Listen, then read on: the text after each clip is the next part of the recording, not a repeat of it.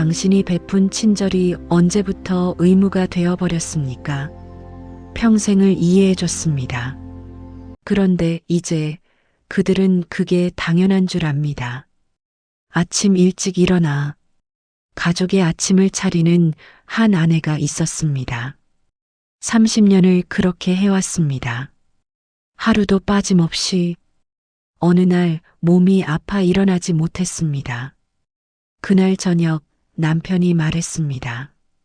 밥은 왜 안 했어? 30년 동안 차려준 밥상은 기억나지 않고 하루 못 차린 밥상만 기억하더군요. 그 순간 아내의 가슴이 무너졌습니다. 아침마다 일찍 일어나 찬물에 손을 담가가며 밥을 짓던 날들, 김치찌개 끓이고 계란 프라이 부치고 과일 깎아 접시에 담던 날들, 남편이 맛있다고 한마디 하면 그것만으로도 행복했던 날들. 하지만 언제부턴가 맛있다는 말도 사라졌습니다.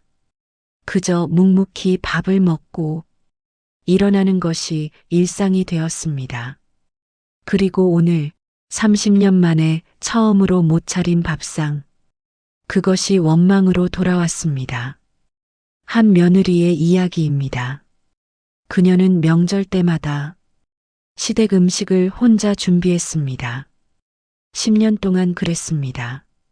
새벽 5시에 일어나 전을 부치기 시작했습니다. 동그랑땡, 생선전, 호박전, 버섯전, 기름 튀는 소리와 함께 그녀의 하루가 시작되었습니다. 오전 내내 부엌에서 나물을 무치고 갈비를 찌고 탕을 끓였습니다. 손등에는 기름이 튀어 물집이 생기고 허리는 끊어질 듯 아팠습니다. 명절 오후 2시 상이 차려지고 온 가족이 모였습니다. 시댁 식구들은 거실에 모여 즐겁게 이야기를 나눴습니다. 그녀만 부엌과 거실을 오가며 설거지를 하고 뒷정리를 했습니다. 저녁 7시 모든 것이 끝나고 그녀는 소파에 주저앉았습니다. 다리가 퉁퉁 부어 올랐습니다. 남편이 물었습니다. 피곤해? 그녀는 웃으며 대답했습니다. 아니, 괜찮아. 그렇게 10년을 괜찮아라고 했습니다. 그런데 올해 그녀가 몸이 아파 병원에 입원했습니다. 명절 일주일 전이었습니다. 시어머니가 병문안을 왔습니다.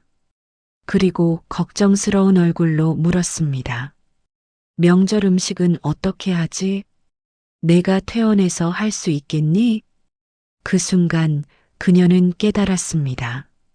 10년 동안 자신이 아프지 않고 명절 음식을 준비한 것에 대한 감사는 없었다는 것을, 오직 오래 못할 수도 있다는 걱정만 있었다는 것을 부처님께서 말씀하셨습니다. 괜찮다는 말을 조심하십시오. 괜찮지 않은데 괜찮다고 하면 사람들은 정말로 괜찮다고 믿습니다. 그리고 그대의 고통은 점점 더 깊어집니다. 진실을 말하는 것이 그대를 지키는 첫걸음입니다. 또 다른 며느리의 이야기입니다. 그녀는 15년 동안 좋은 며느리로 살았습니다. 시댁에서 부르면 달려갔고, 시댁 일이 있으면 도왔고, 시댁 식구들이 필요로 하면 자신의 일정을 미뤘습니다. 그런데 어느 날 그녀의 친정어머니가 편찮으셨습니다. 그녀는 병원에서 어머니를 간호했습니다. 일주일 동안 병원에 있었습니다. 그 일주일 동안 시어머니에게서 전화가 왔습니다. 며느리, 언제 집에 와? 집안일이 밀려 있어. 며느리, 우리 아들 밥은 누가 챙겨? 빨리 와서 밥 좀 해줘. 그녀는 참았습니다. 열흘째 되는 날 시어머니가 또 전화했습니다. 며느리, 내 친정 어머니는 간병인 쓰면 되잖아. 넌 이제 집에 와서 내 남편이나 챙겨. 그 순간 그녀는 더 이상 참을 수 없었습니다. 어머니, 그녀가 처음으로 단호한 목소리로 말했습니다. 제 어머니도 저를 필요로 하십니다. 15년 동안 저는 좋은 며느리가 되려고 최선을 다했습니다. 시댁 일을 제 일처럼 했고 시댁 식구들을 제 가족처럼 대했습니다. 그런데 지금 제 어머니가 아프신데 제가 곁에 있으면 안 됩니까? 저도 누군가의 딸입니다. 며느리이기 전에 딸입니다. 시어머니는 아무 말도 하지 못했습니다. 그녀는 계속 말했습니다. 이제부터는 제가 할 수 있는 것과 할 수 없는 것을 명확히 말씀드리겠습니다. 제가 괜찮다고 말했다고 해서 정말 괜찮은 게 아닙니다. 제가 웃었다고 해서 힘들지 않은 게 아닙니다. 저도 사람입니다. 저도 아프고, 저도 힘들고, 저도 쉬고 싶습니다. 그날 이후 그녀는 달라졌습니다. 시댁에서 부르면 먼저 자신의 일정을 확인했습니다. 할 수 있으면 갔고, 할 수 없으면 안 간다고 말했습니다. 처음에는 시댁 식구들이 불편해했습니다. 며느리가 변했네. 요즘 며느리들은 다 저래. 하지만 그녀는 흔들리지 않았습니다. 그러자 신기한 일이 일어났습니다. 6개월 후 시어머니가 그녀에게 말했습니다. 며느리, 그동안 미안했어. 내가 너무 잘해줘서 당연하게 생각했나 봐. 내 말이 맞아. 너도 힘들었을 거야. 이제는 내가 더 이해하려고 노력할게. 그녀는 눈물이 났습니다. 15년 동안 참았을 때는 아무도 이해해주지 않았는데 자신의 마음을 솔직히 말하니 비로소 이해받았습니다. 부처님께서 말씀하셨습니다. 사람들은 그대의 마음을 읽을 수 없습니다. 그대가 말하지 않으면 아무도 모릅니다. 참는 것이 미덕이라고 배웠을 것입니다. 하지만 참기만 하면 그대의 고통은 보이지 않습니다. 말해야 합니다. 그대의 마음을, 그대의 한계를, 그대의 필요를, 그것이 관계를 깨는 것이 아닙니다. 오히려 관계를 살리는 것입니다. 진실한 관계는 솔직함에서 시작됩니다. 한 아버지의 이야기입니다. 그는 30년 동안 매일 새벽 5시에 일어나 출근했습니다. 가족을 위해서였습니다. 딸이 피아노를 배우고 싶다고 하면 야근을 더해서 학원비를 마련했습니다. 아들이 좋은 학교에 가고 싶다고 하면 주말 아르바이트까지 해서 학비를 모았습니다. 아내가 새 차가 필요하다고 하면 자신의 낡은 구두를 참고 견뎠습니다. 그렇게 30년을 살았습니다. 자신의 꿈은 접었고, 자신의 취미는 포기했고, 자신의 건강은 뒤로 미뤘습니다. 아이들은 대학을 졸업하고 좋은 직장에 취직했습니다. 아버지는 기뻤습니다. 이제는 나도 조금 쉴 수 있겠구나. 그런데 딸이 말했습니다. 아빠, 나 유학 가고 싶어. 학비 좀 도와줄 수 있어? 아들이 말했습니다. 아빠, 나 결혼 준비해야 해. 집 장만 좀 도와줘. 아버지는 말했습니다. 아빠도 이제 좀 쉬고 싶구나. 너희도 이제 직장 다니잖니. 스스로 해보렴. 아이들이 놀라며 말했습니다. 아빠, 갑자기 왜 이래?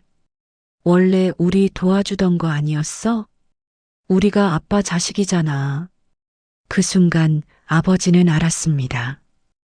자신이 30년 동안 해온 희생이 사랑이 아니라 의무가 되었다는 것을, 자신의 헌신이 당연한 것이 되었다는 것을 아버지는 그날 밤 혼자 소주잔을 기울이며 울었습니다. 30년이 이렇게 허무할 수 있나? 자신의 인생은 대체 무엇이었나? 부처님께서 말씀하셨습니다. 자녀를 사랑하는 것은 아름답습니다. 하지만 자녀에게 모든 것을 주는 것은 사랑이 아닙니다. 자녀도 배워야 합니다. 혼자 서는 법을, 스스로 책임지는 법을. 그대가 모든 것을 해주면 자녀는 약해집니다. 부처님께서 제자들에게 물으셨습니다. 그대들은 매일 아침 해가 뜨는 것을 보는데 그것에 감사하고 있습니까? 제자들이 대답했습니다. 부처님, 해는 당연히 뜨는 것 아닙니까? 부처님께서 말씀하셨습니다. 그렇습니다. 그대들은 해가 뜨는 것을 당연하게 여기고 있는데 만약 단 하루라도 해가 뜨지 않는다면 모든 생명이 죽고 세상이 어둠에 잠기고 추위가 모든 것을 얼릴 것입니다. 그제야 그대들은 해의 소중함을 깨달을 것이지만 이미 늦은 것입니다. 사람의 마음도 그러합니다. 누군가 그대에게 매일 친절을 베풀면 그대는 처음에는 감사하며 이 사람은 참 좋은 사람이야 라고 생각하지만 며칠, 몇 달, 몇 년이 지나면 그 친절이 당연해지기 시작합니다. 저 사람은 원래 그런 사람이야. 저 사람은 나한테 잘해주는 게 당연해라고 생각하게 되고 어느 날 그 사람이 친절을 베풀지 않으면 그대는 화를 내며 왜 오늘은 안 해줘? 원래 해주던 거 아니야? 라고 말합니다. 이것이 인간의 슬픈 본성입니다. 부처님께서 한 제자를 보시며 말씀하셨습니다. 그대는 어머니가 있습니까? 제자가 대답했습니다. 네, 부처님. 부처님께서 물으셨습니다. 어머니는 그대를 위해 무엇을 하십니까? 제자가 대답했습니다. 어머니는 제 밥을 지어주시고 옷을 빨아주시고 집을 청소해 주십니다. 부처님께서 물으셨습니다. 그대는 어머니에게 감사합니까? 제자가 대답했습니다. 처음에는 감사했습니다만 이제는 당연한 것 같습니다. 부처님께서 조용히 말씀하셨습니다. 그렇습니다. 당연함이 감사를 죽이고 익숙함이 소중함을 잊게 만드는데 그대 어머니는 매일 그대를 위해 자신의 시간을 바치고 계십니다. 어머니도 피곤할 때가 있을 것이고 어머니도 쉬고 싶을 때가 있을 것이며 어머니도 자신을 위한 시간이 필요할 것인데 어머니는 그대를 위해 자신을 뒤로 미루고 계십니다. 그런데 그대는 그것을 당연하게 여기고 있는데 그렇다면 물어보겠습니다. 어머니가 단 하루라도 밥을 짓지 않으면 그대는 어떻게 하겠습니까? 제자가 당황하며 대답했습니다. 제가 해먹어야 할 것 같습니다. 부처님께서 고개를 끄덕이시며 말씀하셨습니다. 그렇습니다. 그대는 할 수 있는데 어머니가 해주시니까 하지 않는 것이며 그것이 바로 당연함의 무게입니다. 당연함은 주는 사람을 지치게 하고 받는 사람을 나약하게 만듭니다. 부처님께서 제자들과 함께 탁발을 하러 마을에 가셨습니다. 한 집 앞에 섰을 때 그 집 주인이 문을 열고 정성스럽게 공양을 올렸습니다. 부처님께서 합장하며 감사를 표하셨습니다. 다음 집에 갔을 때 그 집 주인도 공양을 올렸습니다. 하지만 이번에는 그릇을 툭 내밀며 말했습니다. 여기 있습니다. 감사의 말도 없었고 정성도 없었습니다. 제자가 부처님께 물었습니다. 부처님, 두 집이 다 공양을 주었는데 왜 마음가짐이 이렇게 다릅니까? 부처님께서 말씀하셨습니다. 첫 번째 집은 오늘 처음 공양을 올린 집입니다. 그래서 감사하는 마음으로 정성을 다해 올렸습니다. 두 번째 집은 10년 동안 공양을 올린 집입니다. 처음에는 정성을 다했지만 이제는 익숙해졌습니다. 공양을 올리는 것이 감사가 아니라 습관이 되었습니다. 제자가 또 물었습니다. 그렇다면 우리가 잘못한 것입니까? 부처님께서 고개를 저으며 말씀하셨습니다. 아닙니다. 우리가 잘못한 것이 아니라 우리가 가르침을 주지 못한 것입니다. 사람들이 공양을 당연하게 여길 때 우리는 말했어야 했습니다. 공양은 의무가 아닙니다. 마음에서 우러나올 때만 받겠습니다. 그대들도 그러하십시오. 그대가 누군가에게 무언가를 줄 때 그것이 당연하게 여겨진다면 멈추어야 합니다. 나도 힘듭니다. 나도 쉬어야 합니다. 이렇게 말해야 합니다. 부처님께서 계속 말씀하셨습니다. 모든 것에는 누군가의 수고가 있습니다. 그대 앞에 놓인 밥 한 그릇에는 농부의 땀이 있고 요리하는 이의 정성이 있습니다. 그대가 입은 옷 한 벌에는 실을 뽑는 이의 노력이 있고 바느질하는 이의 시간이 있습니다. 당연한 것은 없습니다. 해가 뜨는 것도, 비가 오는 것도, 바람이 부는 것도 모두 천지의 이치 속에서 제자리를 지키는 것입니다. 하물며 사람의 정성이야 얼마나 귀한 것입니까? 그대 곁에 있는 사람들이 그대를 위해 해준 모든 것에 감사해야 합니다. 그리고 그대 자신도 그대가 해온 모든 것을 당연하게 여기지 말아야 합니다. 그대의 수고도 그대의 헌신도 모두 귀한 것입니다.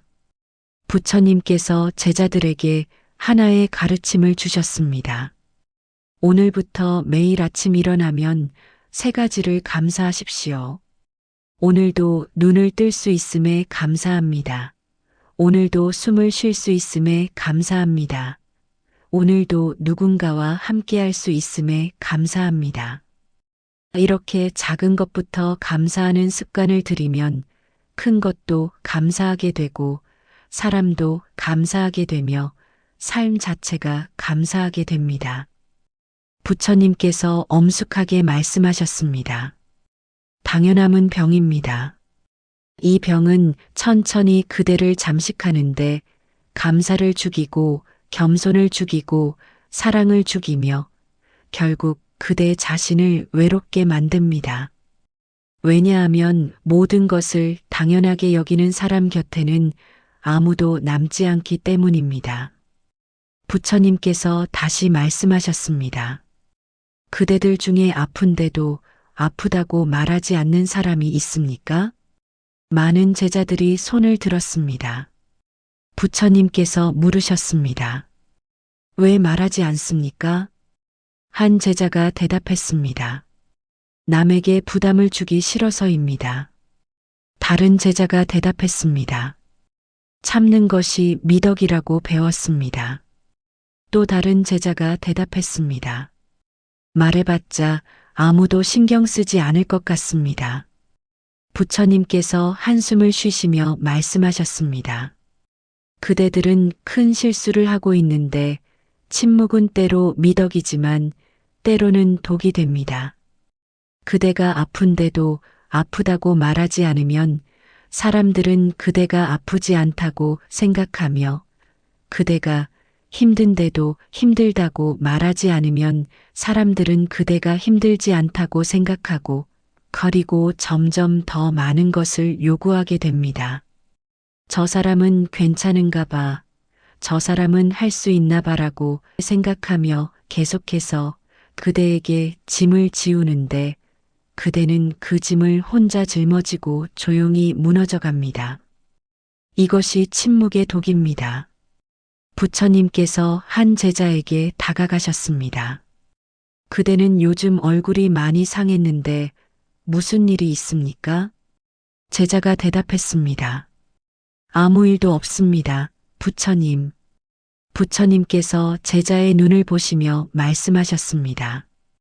그대는 지금 거짓말을 하고 있는데 그대 눈에는 고통이 가득하고 그대 어깨는 무거운 짐을 지고 있으며 그대 목소리는 떨리고 있습니다. 하지만 그대는 아무 일도 없다고 말하고 있는데 이것이 그대 자신을 죽이는 것입니다. 제자가 눈물을 흘리며 말했습니다. 부처님, 저는 제 어머니가 편찮으신데 치료비가 없습니다. 하지만 다른 사람들에게 부담을 주고 싶지 않아서 말하지 못했습니다. 부처님께서 제자의 어깨를 토닥이시며 말씀하셨습니다.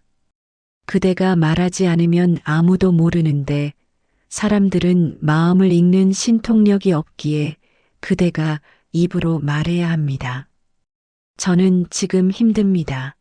저는 지금 도움이 필요합니다라고 이렇게 말하는 것이 나약함이 아니라 용기이며 정직함입니다. 부처님께서 모든 제자들에게 말씀하셨습니다. 그대들은 괜찮아라는 말을 너무 쉽게 하는데 괜찮지 않은데도 괜찮아라고 하고 힘든데도 괜찮아라고 하며 아픈데도 괜찮아라고 합니다. 그 결과 그대들은 혼자 무너져가고 있는데 세상은 그대가 정말 괜찮다고 믿고 계속 요구하다가 어느 날 그대가 더 이상 견디지 못하고 쓰러지면 그제야 사람들은 놀라며 저 사람이 그렇게 힘들었어? 왜 말을 안 했지? 라고 합니다. 하지만 이미 늦은 것입니다. 부처님께서 엄숙하게 말씀하셨습니다. 진실을 말하는 것을 두려워하지 마십시오. 그대가 힘들면 힘들다고 말하고 그대가 아프면 아프다고 말하며 그대가 슬프면 슬프다고 말하는 것이 그대를 지키는 길입니다. 침묵으로 평화를 얻으려 하지만 침묵은 그대 안에서 폭풍을 키우고 있는데 말하십시오. 그대의 진실을 세상에 말하십시오. 부처님께서 다시 말씀하셨습니다.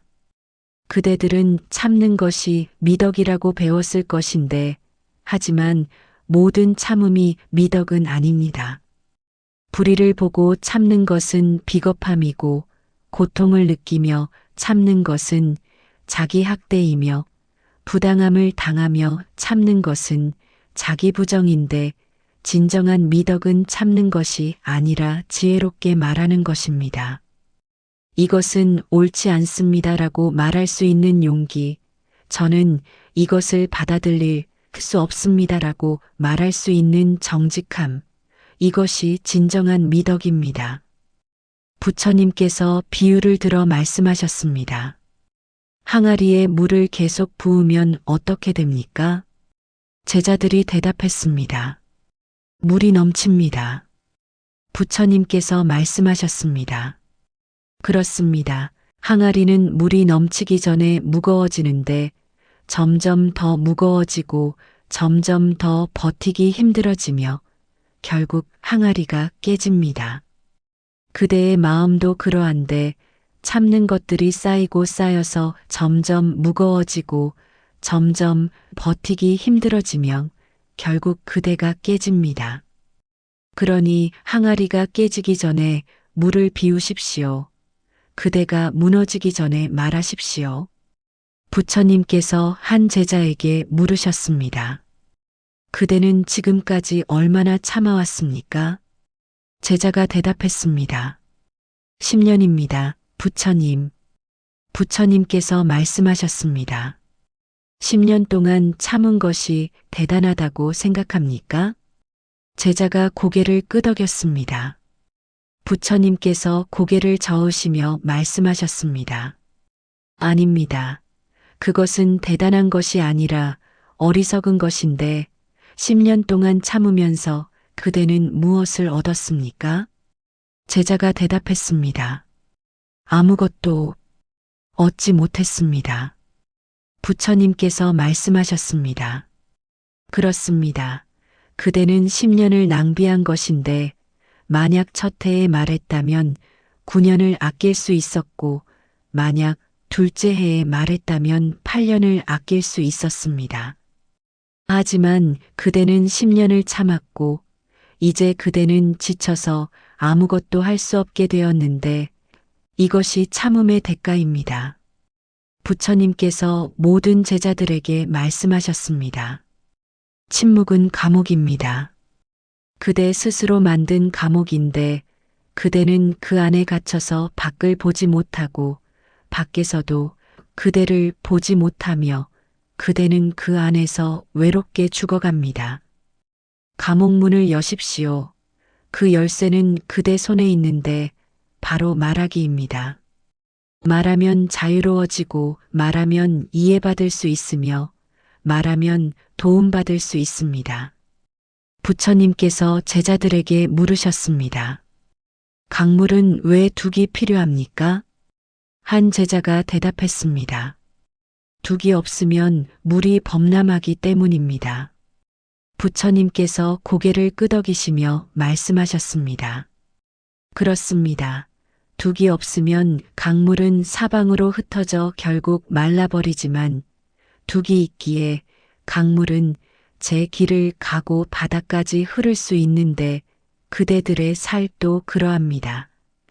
경계가 없으면 그대의 에너지는 사방으로 흩어지게 되는데 모든 사람의 부탁을 들어주고 모든 사람의 요구를 들어주고 모든 사람을 위해 일하다가 결국 그대 자신은 말라버립니다. 부처님께서 계속 말씀하셨습니다. 그대들은 아니오라고 말하는 것을 두려워하는데 아니오라고 하면 미움받을까봐 두려워하고 아니오라고 하면 나쁜 사람이 될까봐 두려워하며 아니오라고 하면 버림받을까봐 두려워합니다. 그래서 모든 것에 예라고 하는데 그대들은 깨닫지 못하고 있습니다. 모든 것에 예라고 하는 것은 그대 자신에게 아니오라고 하는 것인데 남의 부탁을 들어주는 시간은 그대 자신의 시간을 빼앗는 것이고 남의 일을 하는 에너지는 그대 자신의 에너지를 소진하는 것입니다. 부처님께서 한 제자에게 물으셨습니다. 그대는 요즘 매우 바빠 보이는데 무엇을 하고 있습니까? 제자가 대답했습니다. 이 사람 부탁도 들어주고 저 사람 일도 도와주고 이것저것 하다 보니 바쁩니다. 부처님께서 물으셨습니다. 그대 자신의 수행은 언제 합니까? 제자가 당황하며 대답했습니다. 그것은 시간이 나면 하려고 합니다. 부처님께서 고개를 저으시며 말씀하셨습니다. 그대는 잘못 생각하고 있는데 그대 자신의 일을 시간이 나면 하려고 하지만 시간은 저절로 나지 않으며 그대가 만들어야 합니다. 그대 자신의 일을 가장 먼저 해야 하고 남은 시간에 남을 도와야 하는데 그대는 순서를 바꾸어서 남을 먼저 돕고 남는 시간에 자신을 돌보려 하니 그래서 그대는 평생 자신을 돌보지 못하게 됩니다. 부처님께서 모든 제자들에게 말씀하셨습니다. 경계를 세우십시오. 여기까지는 제가 할 수 있습니다. 하지만 여기서부터는 할 수 없습니다라고 선을 그으십시오. 그것이 냉정함이 아니라 지혜이며 이기심이 아니라 자기 보호입니다. 부처님께서 비유를 들어 말씀하셨습니다. 나무를 보십시오. 나무는 모든 새에게 둥지를 내어주는 듯 보여도 모든 새를 위해 둥지를 만들어주지는 않습니다. 새들은 스스로 둥지를 짓고 나무는 다만 공간을 내어줄 뿐입니다. 그대들도 그러해야 하는데 모든 것을 해주려 하지 말고 공간을 내어주되 그들이 스스로 하도록 해야 하며 그것이 진정한 도움입니다. 부처님께서 다시 말씀하셨습니다. 그대들은 거절하면 관계가 나빠질까봐 두려워하는데, 하지만 진실은 이것입니다. 진정한 관계는 거절을 존중하는데, 그대가 아니오라고 했을 때 화를 내는 사람은 그대를 사랑하는 것이 아니라 그대의 호의를 사랑하는 것이고, 그대가 못해주겠어라고 했을 때 떠나는 사람은 그대의 사람이 아니라 그대의 도움이 필요했던 사람입니다. 이것을 구별해야 합니다. 부처님께서 한 제자를 보시며 말씀하셨습니다. 그대는 모든 사람을 기쁘게 하려고 하는데 그것은 불가능한 일입니다. 아무리 달콤한 꿀이라도 어떤 사람에게는 너무 달고 아무리 시원한 물이라도 어떤 사람에게는 너무 차갑습니다. 그대가 100사람에게 좋은 일을 해도 한 사람은 불평할 것이며 그대가 1000사람을 도와도 한 사람은 감사하지 않을 것인데 그러니 모든 사람을 만족시키려 하지 말고 그대 자신이 옳다고 생각하는 것을 하십시오. 그대를 이해하는 사람은 이해할 것이고 그대를 이해하지 못하는 사람은 어차피 이해하지 못할 것입니다. 부처님께서 제자들에게 실천 방법을 가르쳐 주셨습니다. 오늘부터 작은 아니오를 연습하십시오.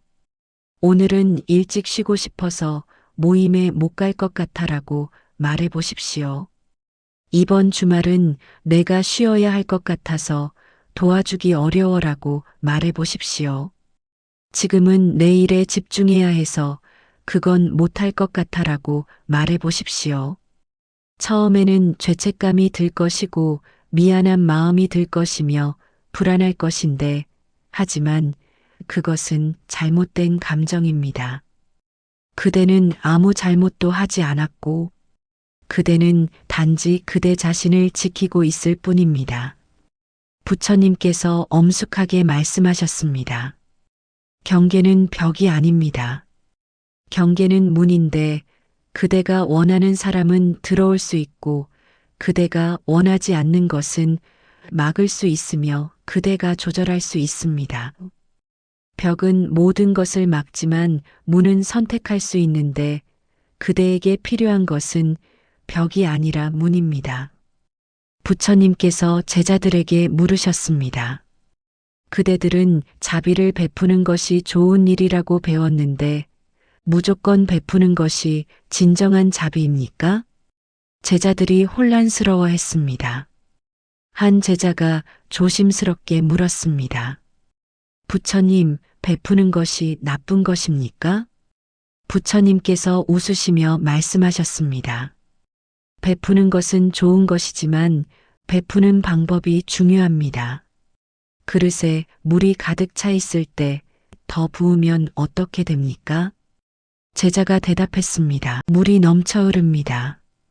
부처님께서 말씀하셨습니다. 그렇습니다. 베품도 그러한데 상대가 받을 수 있는 만큼만 주어야 하며 그 이상을 주면 독이 됩니다. 부처님께서 비유를 들어 설명하셨습니다. 어느 마을에 가난한 사람이 있었는데 그는 매일 절에 와서 시주를 받았고 절에서는 그에게 쌀과 반찬을 주었으며 처음에는 그가 감사했습니다. 하지만 시간이 지나자 그는 일하지 않게 되었는데 왜 일하겠습니까? 절에 가면 밥을 주니까요. 그는 점점 나약해졌고 스스로 살아가는 능력을 잃었으니 이것이 잘못된 자비의 결과입니다. 부처님께서 말씀하셨습니다. 진정한 자비는 물고기를 주는 것이 아니라 물고기 잡는 법을 가르치는 것이고 밥을 주는 것이 아니라 밥을 짓는 법을 가르치는 것인데 도움을 주되 의존하게 만들지 말아야 하며 이것이 지혜로운 자비입니다. 부처님께서 다른 이야기를 들려주셨습니다. 어느 부잣집에 아들이 있었는데 부모는 아들을 너무 사랑한 나머지 모든 것을 해주었습니다. 아들이 걸으려 하면 업어주었고 아들이 먹으려 하면 먹여주었으며 아들이 입으려 하면 입혀주었는데 아들은 서무살이 되었지만 혼자서 아무것도 할 수 없게 되었고 부모가 죽자 아들은 굶어 죽었으니 이것이 잘못된 사랑의 결과입니다. 부처님께서 제자들에게 말씀하셨습니다. 그대들이 누군가를 사랑한다면 모든 것을 해주려 하지 말고 상대가 스스로 할 수 있도록 공간을 주어야 합니다. 때로는 넘어지게 하십시오. 넘어져야 일어서는 법을 배웁니다. 때로는 실패하게 하십시오. 실패해야 성공하는 법을 배우며 때로는 아프게 하십시오. 아파야 치유하는 법을 배웁니다. 부처님께서 한 제자에게 물으셨습니다. 그대에게 동생이 있습니까? 제자가 대답했습니다. 네, 부처님. 부처님께서 물으셨습니다. 그대는 동생을 위해 무엇을 해줍니까? 제자가 대답했습니다. 동생이 힘들 때마다 제가 도와주는데 동생이 돈이 필요하면 제가 주고 동생이 일이 있으면 제가 대신 해줍니다. 부처님께서 고개를 저으시며 말씀하셨습니다. 그대는 동생을 돕는 것이 아니라 망치고 있는데 그대가 동생을 위해 모든 것을 해주면 동생은 스스로 하는 법을 배우지 못하고 그대가 동생에게 계속 돈을 주면 동생은 돈 버는 법을 배우지 못하며 그대가 동생의 일을 대신 해주면 동생은 책임지는 법을 배우지 못합니다. 진정으로 동생을 사랑한다면 동생이 스스로 서도록 해야 하는데 힘들어도 지켜봐야 하고 넘어져도 스스로 일어서도록 기다려야 하니 그것이 진정한 사랑입니다. 부처님께서 모든 제자들에게 말씀하셨습니다. 베푸는 것은 아름다운 일이지만 베풀매도 지혜가 필요한데 언제 주고 언제 주지 말아야 할지 알아야 하고 무엇을 주고 무엇을 주지 말아야 할지 알아야 하며 어떻게 주고 어떻게 주지 말아야 할지 알아야 합니다. 지혜 없는 자비는 독이 되고 자비로운 지혜가 진정한 깨달음입니다. 부처님께서 다시 말씀하셨습니다. 그대들은 사랑한다면 모든 것을 주어야 한다고 생각하는데 그것은 잘못된 생각입니다. 진정한 사랑은 상대가 필요한 것을 주는 것이지 상대가 원하는 것을 다 주는 것이 아닙니다. 아이가 풀을 가지고 놀고 싶어 한다고 해서 풀을 주는 것이 사랑입니까? 아닙니다. 그것은 무책임입니다. 아이가 공부하기 싫다고 해서 공부를 안 시키는 것이 사랑입니까? 아닙니다.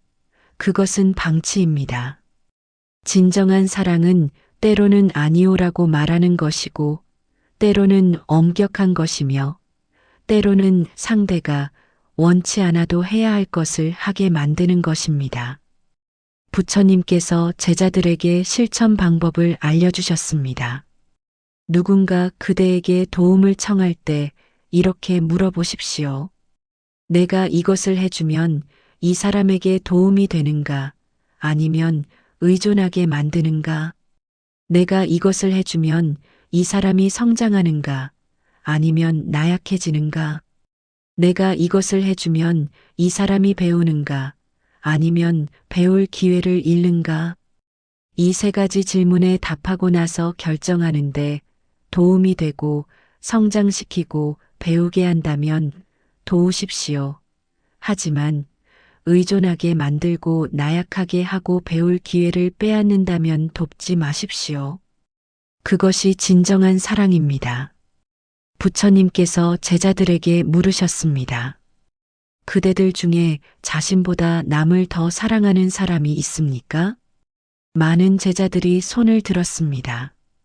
부처님께서 고개를 저으시며 말씀하셨습니다. 그대들은 착각하고 있는데 그것은 사랑이 아니며 자신을 사랑하지 않으면서 남을 사랑할 수 없고 빈 그릇으로 물을 나눠줄 수 없듯이 빈 마음으로 사랑을 나눠줄 수 없습니다. 부처님께서 한 제자에게 다가가셨습니다. 그대는 자신을 사랑합니까? 제자가 망설이며 대답했습니다. 저는 잘 모르겠습니다. 부처님께서 물으셨습니다. 그대는 하루에 몇 시간 잠을 잡니까? 제자가 대답했습니다. 3시간 정도입니다. 부처님께서 물으셨습니다. 그대는 하루에 몇 끼를 먹습니까? 제자가 대답했습니다. 1끼 정도 먹는데 바쁘면 굶습니다. 부처님께서 물으셨습니다. 그대는 언제 쉽니까? 제자가 대답했습니다. 쉴 시간이 없습니다. 부처님께서 엄숙하게 말씀하셨습니다. 그대는 자신을 사랑하지 않고 있으며 그대는 자신을 학대하고 있는데 충분히 자지 않고 충분히 먹지 않고 쉬지도 않는데 이것이 자기 사랑입니까? 아닙니다. 이것은 자기 파괴입니다. 부처님께서 계속 말씀하셨습니다. 그대가 자신을 이렇게 대하면서 어떻게 남을 사랑할 수 있습니까? 그대의 몸이 비명을 지르는데 그대는 듣지 않고 그대의 마음이 울부짖는데 그대는 외면하며 그대의 영혼이 도움을 청하는데 그대는 무시합니다. 이렇게 자신을 무시하는 사람이 남을 어떻게 존중할 수 있겠습니까? 부처님께서 모든 제자들에게 말씀하셨습니다. 자기 사랑이 모든 사랑의 시작인데 그대가 그대를 사랑해야 남도 사랑할 수 있고 그대가 그대를 존중해야 남도 존중할 수 있으며 그대가 그대를 돌봐야 남도 돌볼 수 있습니다. 부처님께서 가르침을 주셨습니다. 매일 아침 일어나면 자신에게 물으십시오. 오늘 나는 무엇이 필요한가? 오늘 나는 무엇을 원하는가? 오늘 나를 위해 무엇을 할 것인가? 이 질문으로 하루를 시작하는데 남을 위한 계획을 세우기 전에 자신을 위한 계획을 먼저 세우십시오. 부처님께서 계속 말씀하셨습니다. 하루에 1시간은 오직 자신만을 위한 시간을 가지는데 그 시간에는 아무도 방해하지 못하게 하며 책을 읽어도 좋고 명상을 해도 좋고 산책을 해도 좋고 그냥 멍하니 있어도 좋습니다. 중요한 것은 그 시간만큼은 오직 자신이 되는 것인데 누구의 스승도 누구의 제자도 누구의 친구도 아닌 오직 나 자신이 되는 것입니다. 부처님께서 제자들에게 말씀하셨습니다. 자신을 사랑하는 것이 이기심이라고 생각하지 말고 자신을 돌보는 것이 나약함이라고 생각하지 말며 자신을 우선하는 것이 나쁜 것이라고 생각하지 마십시오. 오히려 그 반대인데 자신을 사랑해야 진정으로 남을 사랑할 수 있고 자신을 돌봐야 진정으로 남을 돌볼 수 있으면 자신을 우선해야 진정으로 남을 도울 수 있습니다. 부처님께서 비유를 들어 말씀하셨습니다. 등불을 보십시오. 등불이 꺼지면 아무것도 밝힐 수 없고 등불이 타야 길을 밝힐 수 있습니다. 그대도 그러한데 그대가 살아있어야 남을 살릴 수 있고 그대가 빛나야 남을 비출 수 있으며 그대가 행복해야 남을 행복하게 할 수 있습니다. 그러므로 먼저 그대 자신의 등불을 밝히십시오. 부처님께서 다시 말씀하셨습니다.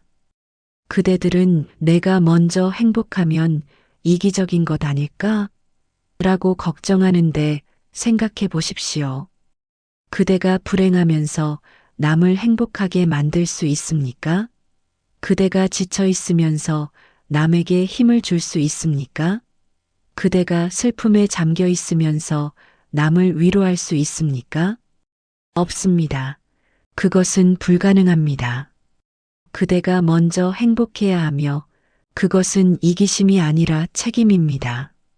그대를 사랑하는 사람들을 위해서라도 그대가 행복해야 하고 그대를 필요로 하는 사람들을 위해서라도 그대가 건강해야 하며 그대와 함께하는 사람들을 위해서라도 그대가 밝아야 합니다.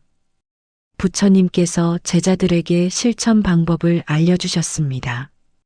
오늘부터 매일 자신에게 3가지를 해주십시오.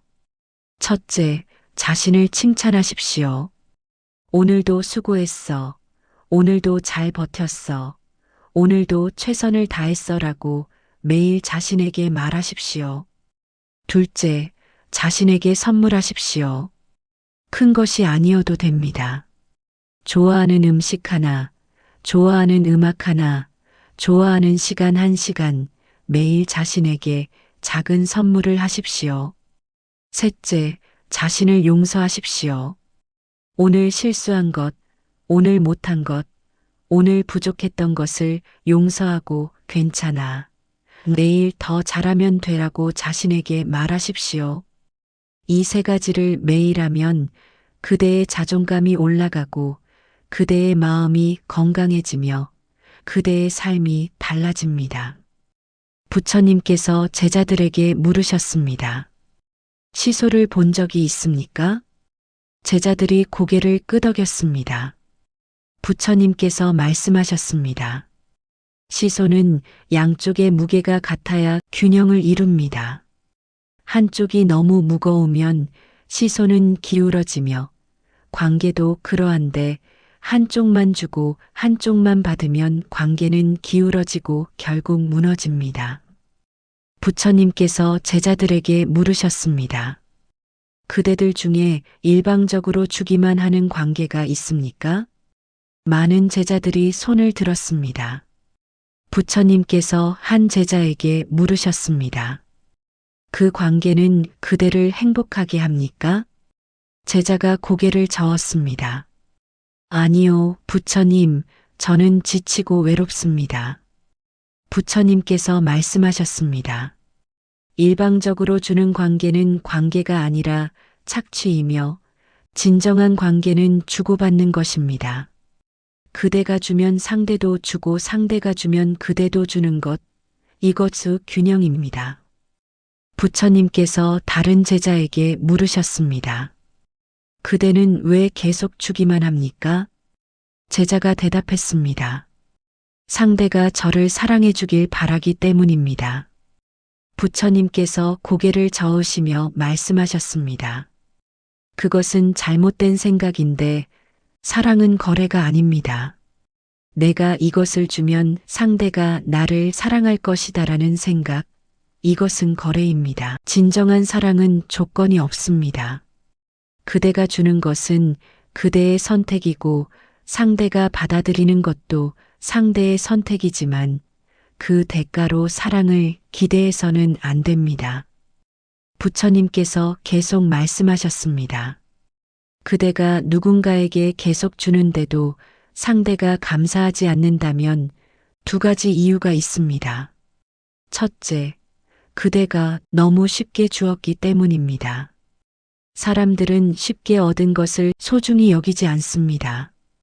둘째, 상대가 그대를 진정으로 아끼지 않기 때문입니다. 그대를 아끼는 사람이라면 그대의 수고를 당연하게 여기지 않습니다. 부처님께서 엄숙하게 말씀하셨습니다. 그대를 소중히 여기지 않는 사람에게서 멀어지라. 진주를 돼지에게 던지지 마십시오. 돼지는 진주의 가치를 모르니 그대의 사랑을 알아주는 사람에게 그대의 시간을 쓰십시오. 구별하십시오. 그대를 아끼는 사람과 그대를 이용하는 사람을, 그대를 존중하는 사람과 그대를 당연시하는 사람을, 그대를 사랑하는 사람과 그대의 호의를 사랑하는 사람을 가리고 선택하십시오. 누구와 함께 시간을 보낼지. 변화가 두렵습니까? 제자들이 고개를 끄덕였습니다. 많은 사람들이 고통스러운 삶을 살면서도 변화하지 않는데 왜일까요? 변화가 두렵기 때문입니다. 익숙한 고통이 낯선 자유보다 덜 무섭기 때문이지요. 변화하지 않으면 고통은 계속되며 더 커집니다.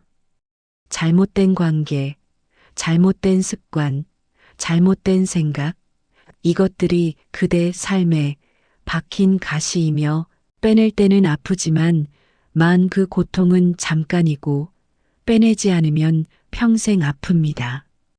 부처님께서 제자들에게 실천 방법을 알려주셨습니다. 변화를 시작할 때 이렇게 하십시오. 첫째, 작은 것부터 바꾸는데 한 번에 모든 것을 바꾸려 하지 말고 오늘 하나, 내일 하나씩 바꿔가십시오. 둘째, 선언하지 말고 행동하는데 나 이제 변할 거야 라고 말하지 말고 그냥 조용히 변화하십시오. 말은 저항을 부르지만 행동은 결과를 만듭니다. 셋째, 일관성을 유지하는데 오늘 변했다가 내일 다시 돌아가지 말고 한 번 정한 변화는 꾸준히 실천하십시오. 넷째, 스스로 축하하는데 작은 변화라도 성공하면 자신을 칭찬하고 보상하십시오. 이렇게 하면 변화는 습관이 되고 습관은 성격이 되며 성격은 운명이 됩니다. 부처님께서 제자들과 함께 언덕에 올랐습니다. 해가 지고 있었습니다. 부처님께서 석양을 바라보시며 말씀하셨습니다. 해는 매일 지는데 해가 지는 것은 끝이 아니며 해가 지면 밤이 오고 밤이 지나면 새벽이 오며 그리고 다시 해가 뜨는데 그대들의 삶도 그러하다. 지금까지의 삶이 끝나는 것 같아도 그것은 끝이 아니라 새로운 시작입니다. 부처님께서 제자들을 보시며 말씀하셨습니다. 그대들은 오늘 많은 것을 배웠다. 당연함의 무게를, 침묵의 독을, 경계의 필요성을, 베풀매의 지혜를, 자기 사랑의 중요성을, 관계의 균형을, 변화의 용기를. 하지만 아는 것과 실천하는 것은 다르니 내일부터 실천하십시오. 아니오라고 말하고 나도 힘들다고 말하며 자신을 위한 시간을 가지고 자신을 돌보며 경계를 세우라. 그대를 소중히 여기지 않는 사람에게서 멀어지고 그대를 아끼는 사람과 함께 시간을 보내십시오. 그대가 그대를 사랑하기를, 그대가 그대를 존중하기를, 그대가 그대의 삶을 살아가기를. 부처님께서 손을 모으시며 말씀하셨습니다. 당연한 것은 이 세상에 없습니다. 모든 것이 소중하고 귀하며 그대가 해온 모든 것이 소중하지만 이제는 그대 자신도 돌봐야 할 때입니다.